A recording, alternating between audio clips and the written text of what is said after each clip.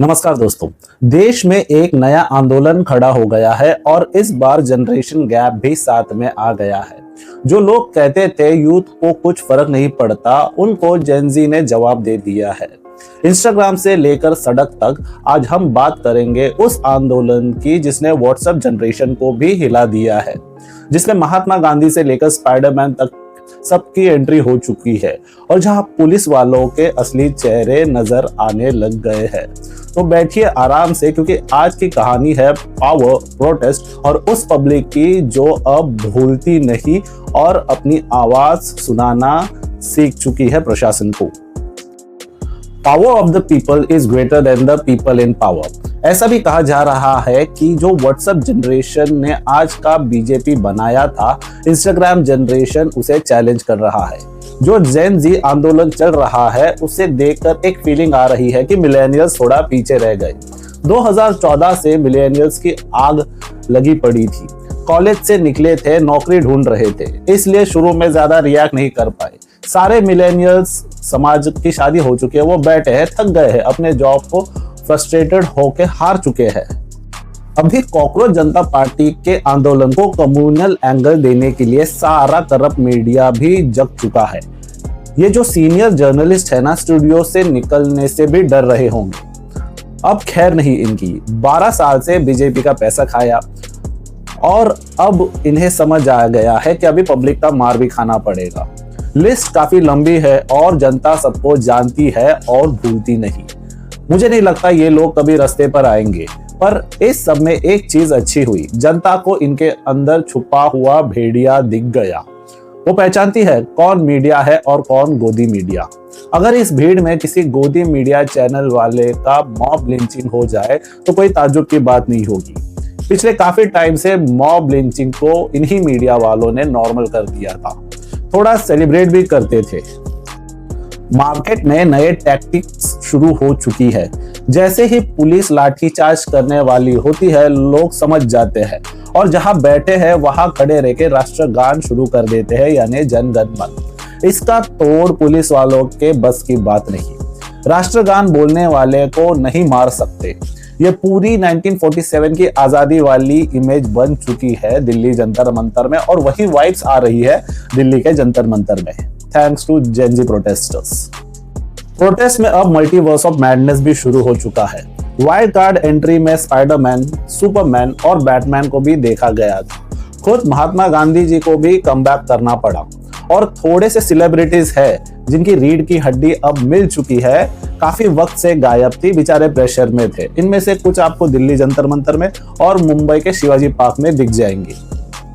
12 साल से लोगों को मूर्ख बनाया जा रहा था, अनएम्प्लॉयड रखा जा रहा था, धर्म में झोंक दिया गया था।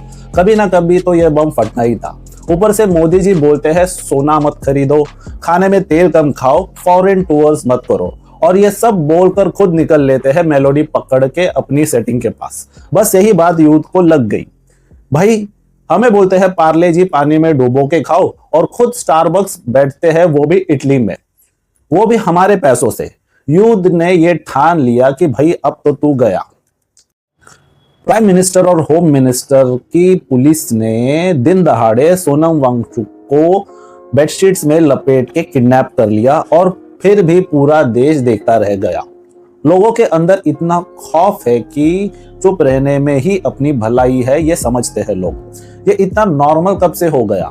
बच्चों से अगर उनका टीचर छीन लोगे तो वो चुप थोड़ी बैठने वाले हैं।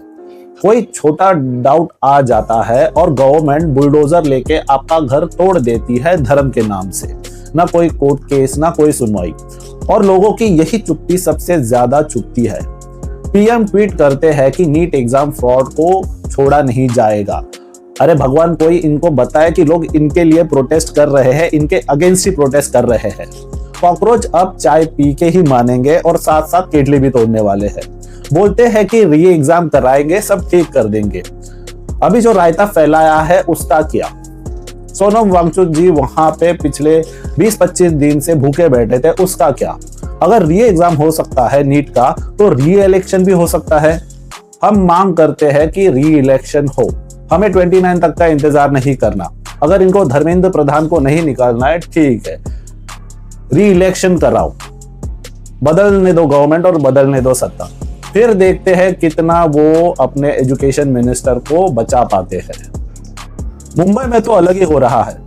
एक वीडियो लीक हुआ है जिसमें सीजेपी प्रोटेस्टर्स को गाड़ी में बिठा के पुलिस ऑफिसर धमकी दे रहा है कि वापस प्रोटेस्ट में दिखे तो जेब में पाउडर डाल के झूठे ड्रग केस के तहत अंदर डाल दूंगा, पूरी जिंदगी खराब कर दूंगा। मतलब ये क्या है? पता नहीं इस ऑफिसर ने ऐसे कितने लोगों को फंसाया होगा झूठे केस में। कॉकरोच जनता पार्टी के लोगों को प्रोटेस्ट करने से रोकने के लिए ये टैक्टिक्स इस्तेमाल की जा रही है। पुलिस आलसी है, काम करना नहीं चाहती, इसलिए ये नए पुराने तरीके ढूंढ लाई है अभी प्रोटेस्ट रोकने के लिए। सिर्फ गाइस, जब भी पुलिस के साथ बात करो कैमरा ऑन रखना। एक लड़की है रिया आहिर, उसने देखा पुलिस वैन में डिटेनीज को ठूस कर ले जा रही थी, उससे देखा नहीं गया, वो जाकर वैन के सामने खड़ी हो गई। ये होता है असली एम्पावरमेंट विमेन। फेक फेमिनिस्ट की पूरी प्रजाति को शर्म करनी चाहिए और इस लड़की से कुछ सीखना चाहिए। बिहार में तो अलग ही लेवल हो गया है सीजेपी प्रोटेस्टर्स का। पुलिस वालों से ही पूछ रहे थे कि भाई टीयर गैस की व्यवस्था नहीं की क्या, और वाटर कैनन का क्या? वाटर कैनन थोड़ा मारो, बहुत गर्मी हो रही है यहाँ पे। शायद उनकी इजी रिक्वेस्ट पे पुलिस ने वहां पे वाटर कैनन चला दी और बिहार का यूथ उसी वाटर कैनन में रेन डांस करने लग गया। पुलिस वालों का सारा गेम पलट हो चुका है बिहार में। बैरिकेड लगाए, बिहार के यूथ ने वो चुरा लिए। रस्सी से उन्हें रोकने की कोशिश की, शील्ड बना के, लेकिन उसी से बिहार का यूथ टग ऑफ वॉर खेलने लग गया। फिर बिहार की पुलिस को लगा कि वो गेट के पीछे सेफ रहेंगे, लेकिन बिहार के यूथ ने वो गेट ही तोड़ दिया। बिहार का मुकाबला कोई नहीं कर सकता। लेकिन जेन जी कॉकरोचेस जनता पार्टी को एक चीज याद रखनी चाहिए, अगर तुम कॉकरोच जनता पार्टी हो तो हम मिलेनियल्स क्रोकोडाइल जनता पार्टी है, और जब वक्त आएगा तो इस तानाशाही को जिंदा निगल जाएंगे और डकार भी नहीं लेंगे। तो दोस्तों, ये थी कहानी एक ऐसे आंदोलन की जो सिर्फ एक एग्जाम या एक साइंटिस्ट के अपहरण से शुरू नहीं हुआ। ये साल दर साल की खामोशी का रिजल्ट है जो अब आवाज बन चुकी है। जनता सब देख रही है, सब याद रख रही है, और जब याद रखने वाली जनता जगती है तो बदलाव आना तय है। अगर वीडियो पसंद आए तो लाइक करना, शेयर करना और कमेंट्स करना, और चैनल को सब्सक्राइब भी कर लो।